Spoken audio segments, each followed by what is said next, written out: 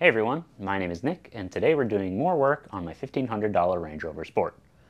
Last week we changed the belts, which were in terrible shape, and this week we're replacing the leaky radiator. We're going to try not to get coolant everywhere. No. Okay. Oh shit, it's boiling over. I'm not saying we're going to succeed at that. But anyway, we're getting closer to driving this truck, and the salvage inspection is coming up soon, so let's get to it.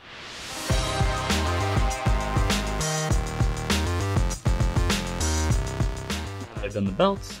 It's a good time to do the radiator because it has a leak. And the first step in doing that is going to be to drain the radiator. So I'm actually going to start by opening up the coolant tank. Let's put this aside. That'll help it drain better. Then I'm going to need a 5-gallon bucket. And I'm going to come down here. So normally there is a skid plate here.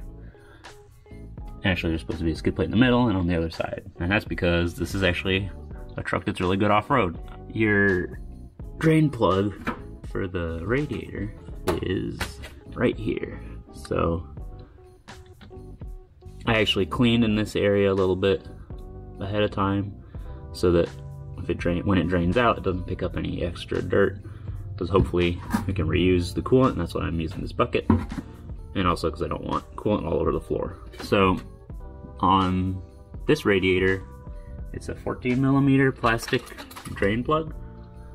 So I'm gonna release that and let it drain out. So yeah, I mean, obviously we're replacing it, so it's not a big deal, but if you're working with radiators in general, when you put them back together, be careful because you don't want to crack the plastic end tanks, if that's what you have.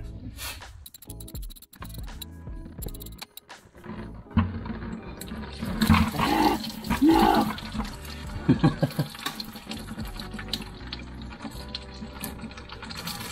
No. Okay. Wow, it's really going, huh? Just shooting out.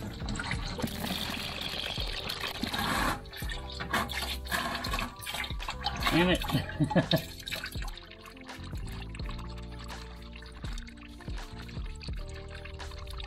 I'm just gonna wait for a while, let this finish up, and we'll get an idea of whether we need to replace the coolant or if it's good enough.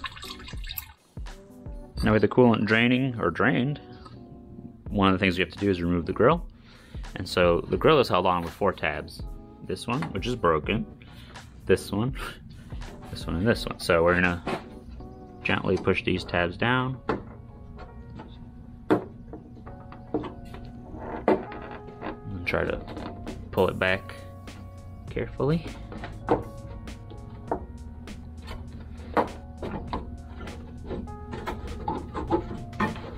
That should come straight out.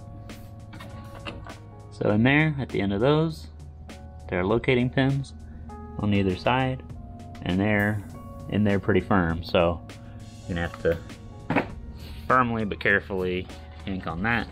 Probably reach in and brace against the bulb here. My hands are pretty small, but I use both hands.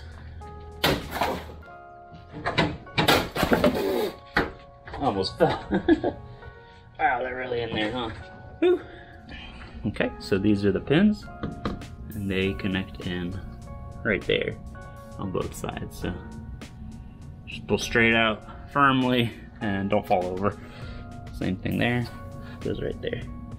And the reason we have to take this off is because back here there are a couple screws we will need to work on. So this screw right here holds the condenser to the radiator. There's another one behind this.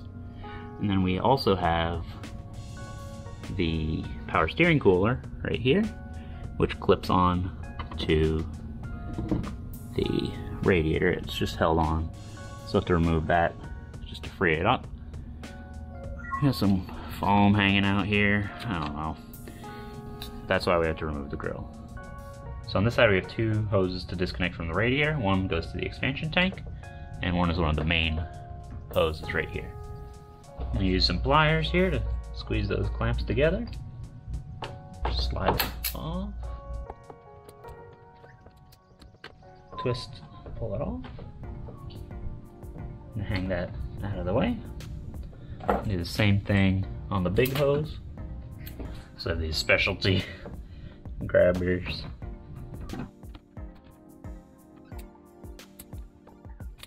These are nice because they latch and they'll let you reach in further if you need to. There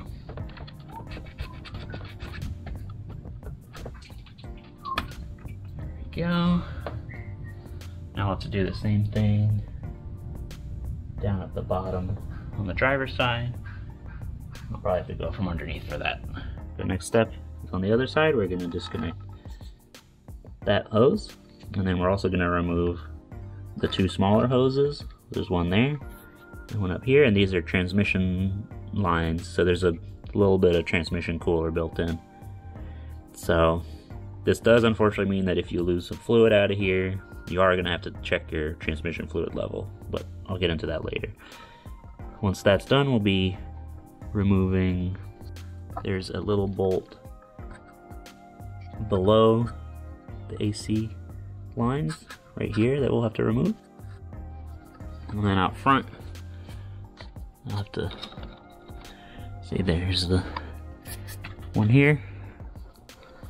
And then I have to figure out how to remove this panel.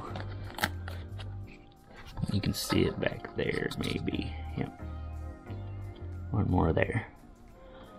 And those two bolts hold the condenser to the radiator. So we'll get that done, and then we'll move on to the two top pins. And then there's clips here and here that hold the radiator as well. Oh, and then obviously the two bolts down here, these are 13 millimeters, about midway up the radiator. The other one has a few hoses and lines near it on the other side. I use my tool to pull this clamp off. Now I just have to pull that off. I'm gonna get my bucket just in case there's more coolant in there.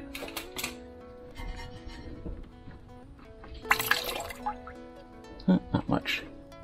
Oh, a bit of dirt fell in, unfortunately. Ah, it's so dirty. For the transmission lines, it's two screw clamps. You have to reach in there and figure out what size they are, or use a screwdriver. We'll get to that. Part of our preparation to remove the radiator from the condenser. Now that I've removed the transmission lines, we gotta access the screws up front. So we're gonna remove this panel here. Just gonna it's kind of clipped in, tucked in here. There's a clip here and a clip here. And for those, what we're gonna do is we're gonna get a screwdriver and push the center part outwards. That should allow us to push these through. And I'll release it. 1, 2. So don't push them all the way through, but just enough to push that through. Here and here. And that should let us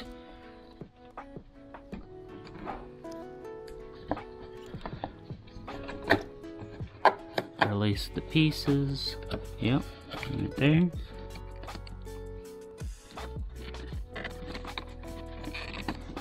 That actually might be enough to access that, but we will have to reach in here to push that back in later on.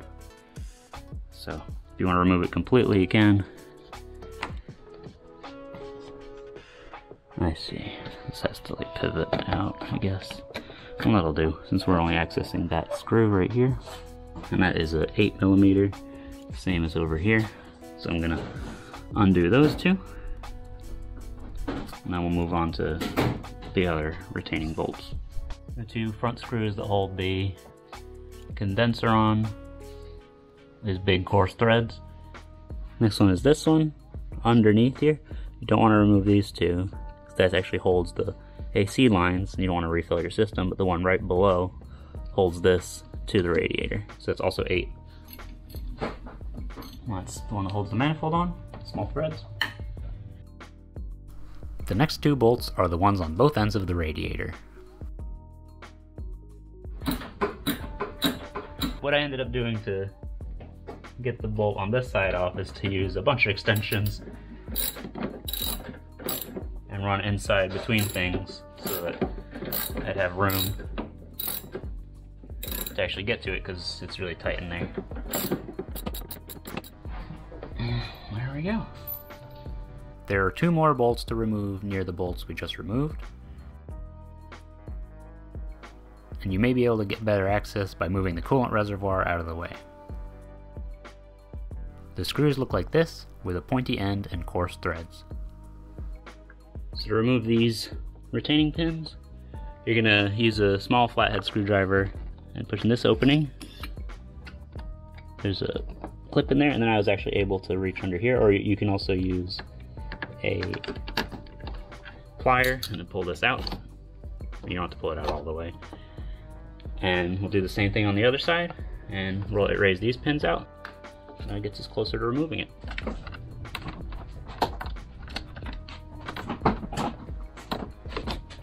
So the way I did this is I used the other screwdriver to just get under this little lip and pry it up. So you can also grab it with pliers and pull it out. And then when you go to put it back in, there's a little notch arrow pointing, and you want that to be pointing towards the outside. Essentially, that's where this retaining clip is. Now our next step is going to be to release these retainers. There's one on this side and one on this side, and what we're going to do is push the little barbs inwards, and then you can gently, right here, I already pushed them in a little bit. We're going to do the same thing on this side. Oh, looks like one of the things came off. I want to push that back out so that when we go to release it, everything will come apart. And one other thing is we have to release the power steering cooler. And so on this side there's a little attachment point, and that is behind this little cover. I believe, yep, it's right around this level below here. There's it's a little thing you gotta squeeze so you can pull it out. And then on the other side, where these two go through here, they are clipped in right there. So you have to move them to the right, get them off that so that they'll release from the radiator.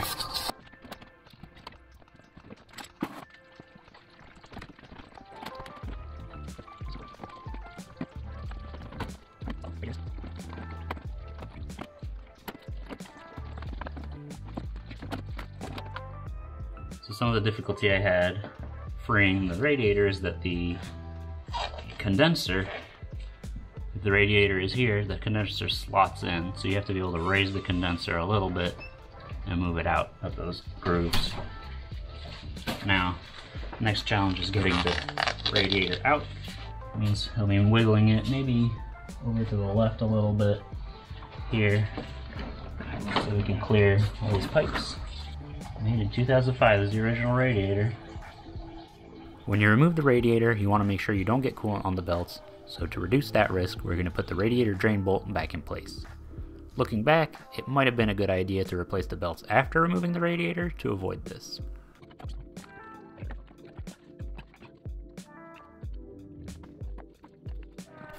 Now, we hoped that we would be able to remove the radiator at this point, but it turns out there's a little more work to do to get it free. We removed the coolant reservoir here to get a better view of the space needed to pull the radiator out.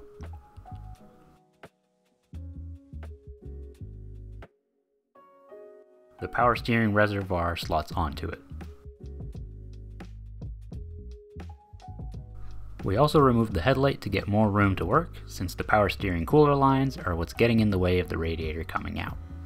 There's also a part of the headlight harness that looked like it was in the way too. So what we're doing now is removing the power steering lines. We've drained the reservoir Now we're actually disconnecting the lines. Should give us a little bit more room. The other line disconnected off here. We're gonna slide the lines out, or try to. That's to free up some room here. Gonna remove the horn, which is held on by a T30. It looks like it's gonna fit in front of it. Oh, it's on the, there we go.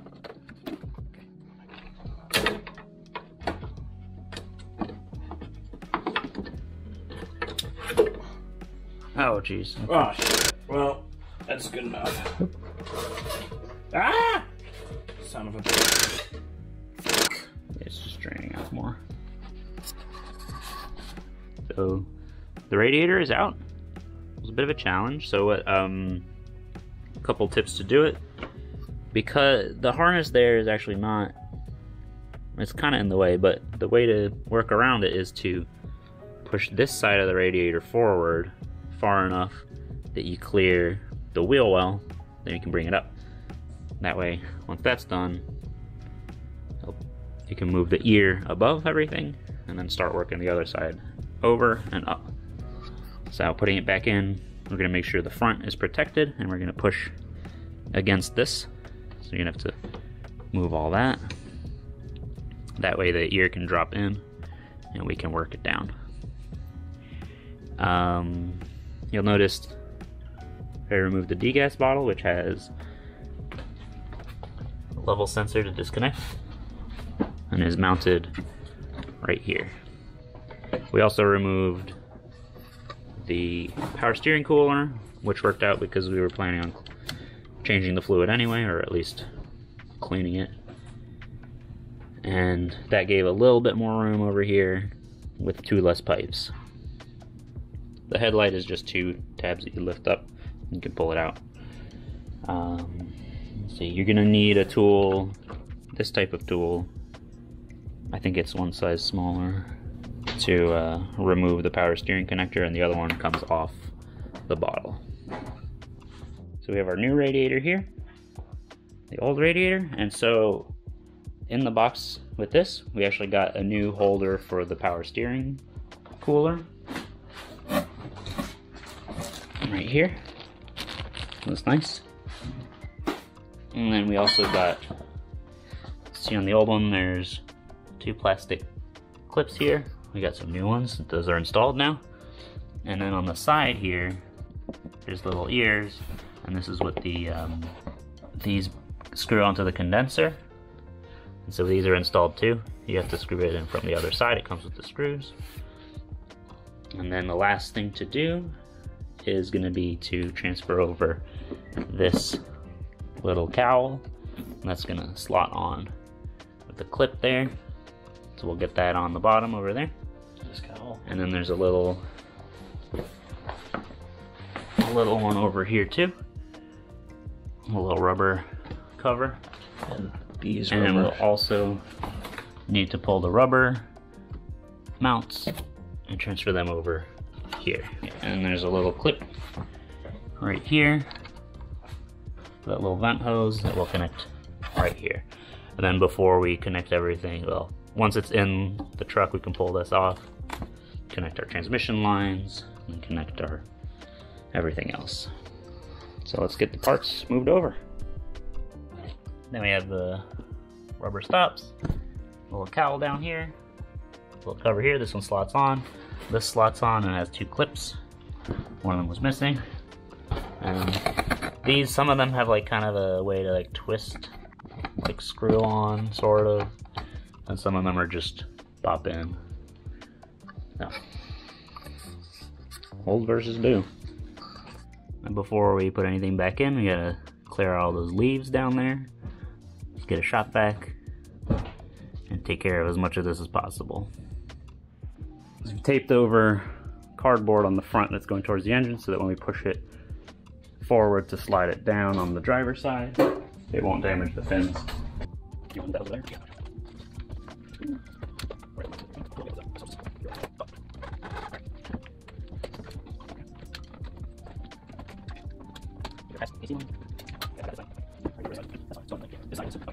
Okay, now we have to bring this forward further. Forward?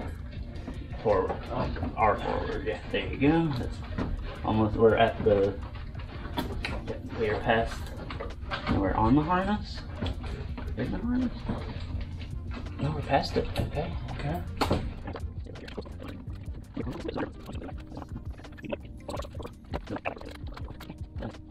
Everything's clear on this side.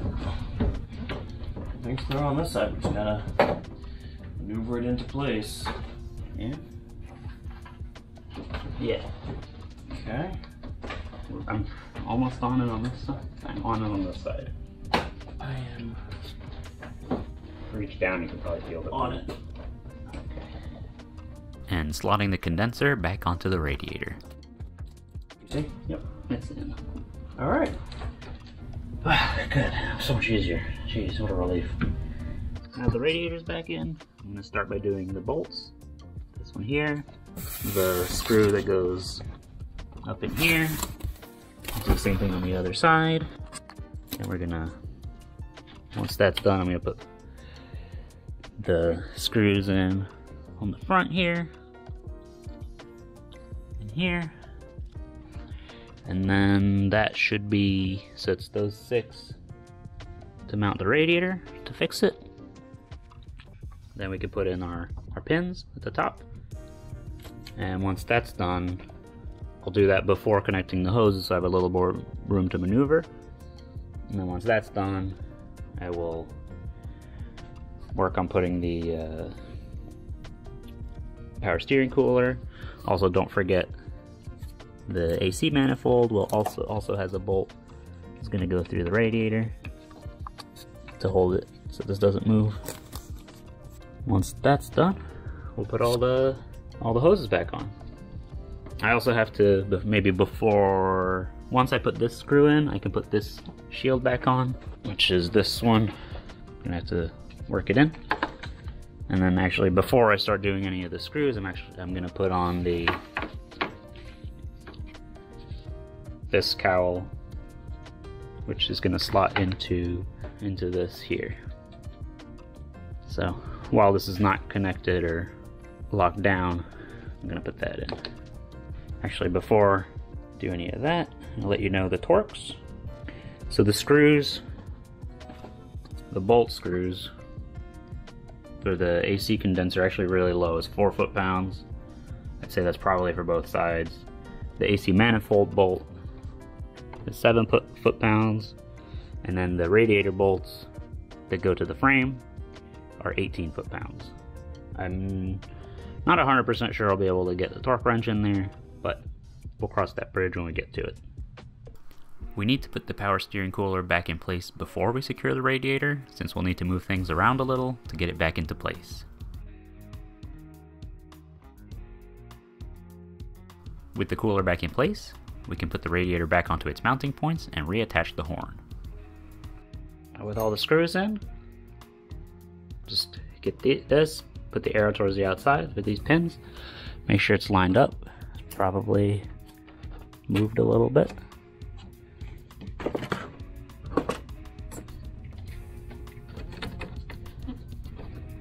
There we go. Push that in. That's snapped in. And that's locked in. Everything's reattached. I'm going to reconnect the main coolant pipe, the overflow coolant pipe right here. I'm going to go down there, connect the other one, and then after that we'll put in the 2 transmission lines.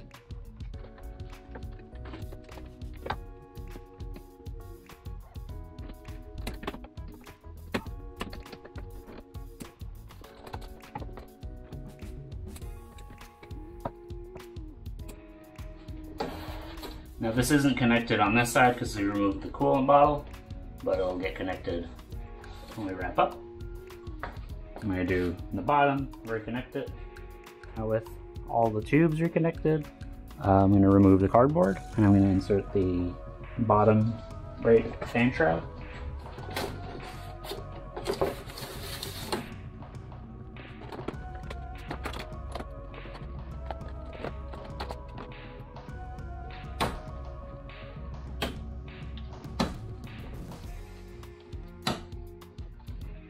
So I've reconnected the power steering bottle, I've reconnected the power steering cooler. This is going to go to the top of the coolant bottle. The other one is down here, which will go to the bottom. This right here connects to two screws in there, or bolts. And as we put this back in, we want to make sure we connect our coolant sensor.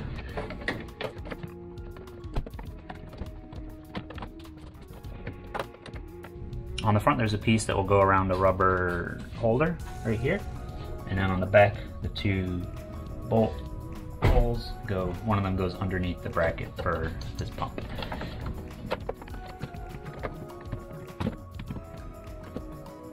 This is gonna go up here, and then the one down here.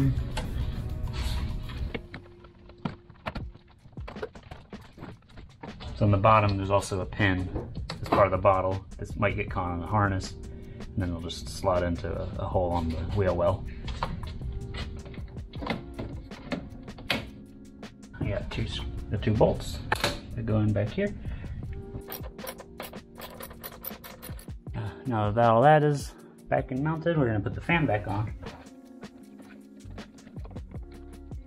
To reverse that is, so what I'm doing is I'm holding the connection for the harness. I'm just turning this. Now it should be good. So we want it returning this way, which means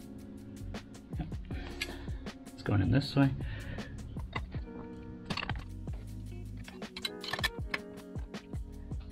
And hold that. Do you want to hold this and I'll try?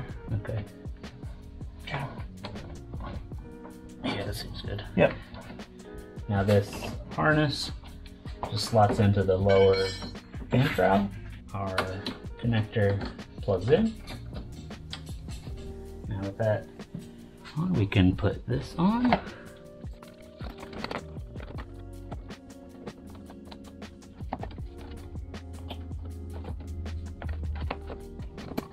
And that is that. Last thing will be just to put the headlight back in. Now before you do anything, you want to make sure that you have your bleed screw here on the car, because this is important to refill the coolant and that this doesn't leak. We actually have to replace the O-ring on here. That will be everything.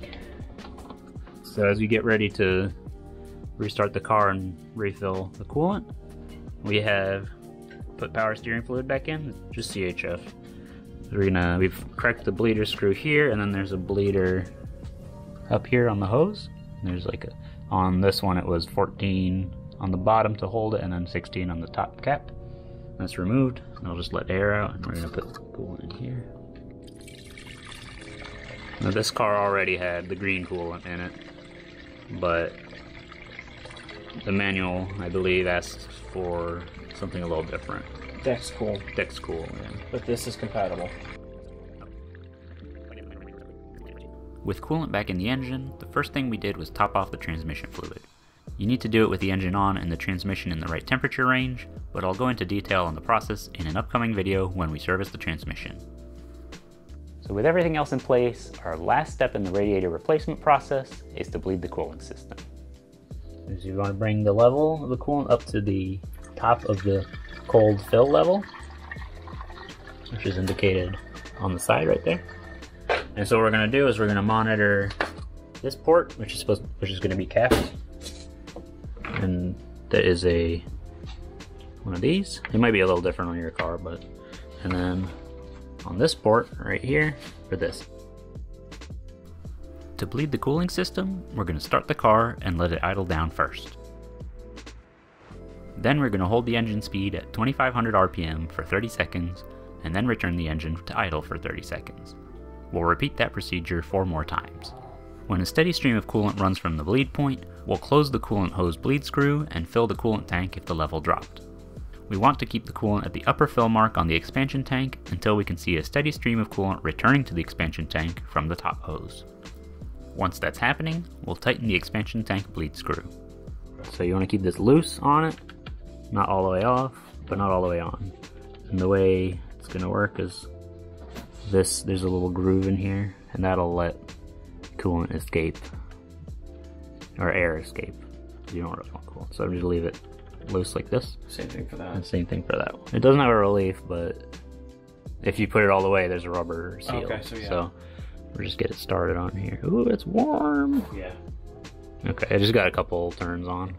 Okay. So we're gonna watch that and that.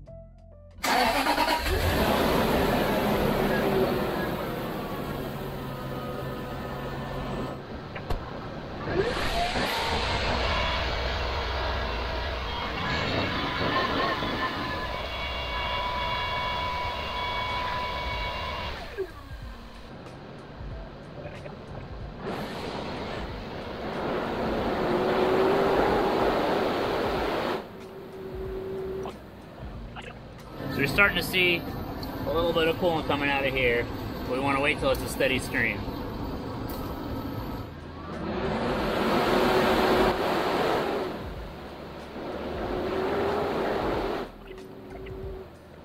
It's close. It's almost full. Yeah, it's bubbles popping up. Yeah, I see it. Okay. Alright, we're gonna go for another. Okay. 4.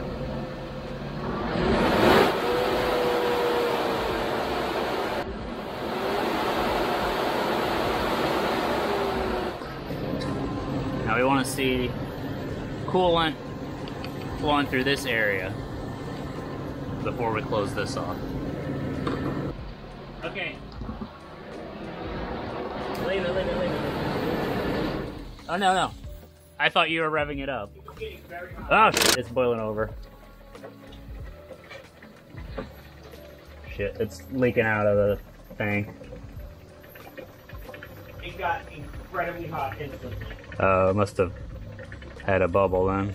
Suddenly it got to stuff coming into the area, but then it just started boiling over. Thermostat probably open.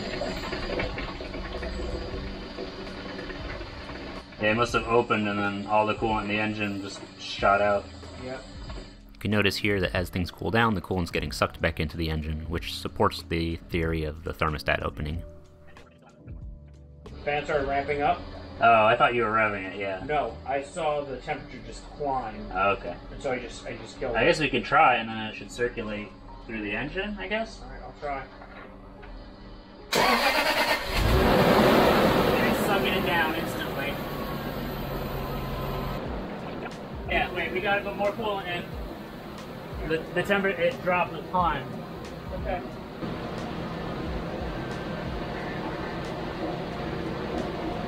Well, probably, yeah, because it's really low. Okay. Yeah, it's just pulling it in now.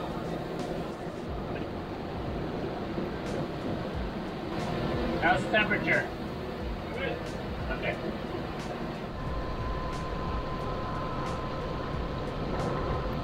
It's starting to circulate in here. You want to watch the level here? Yeah, it's not steady yet. Okay. Oh, well, it's just sucking more down, so. It came up a little. Look in here. It's hard to say, it's not filled all the way, but. Oh, it's bubbling. Kind of see it bubbling right there a little bit.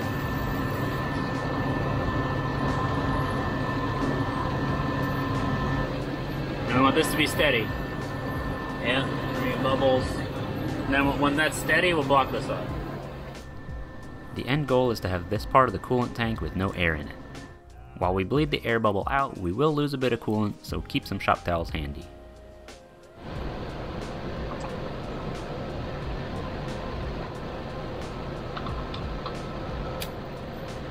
As you can see, we get really close to this section being 100% coolant, but over time the bubble will work its way out. We'll be monitoring the coolant level closely every time we run the truck until we're sure everything is settled. Yep, it's good. And with that, our cooling system is ready to go. We still have a couple things to do before the salvage inspection, and I have a feeling this truck isn't done with us yet, so stay tuned. Let me know in the comments what kind of fun you think we're in for. And if you're enjoying this rebuild, or you just want to know why this $600 Mercedes I rebuilt in the last series is back in the garage, and why Mercedes wants it back, subscribe and leave a like. Thanks for watching, and I'll see you next time.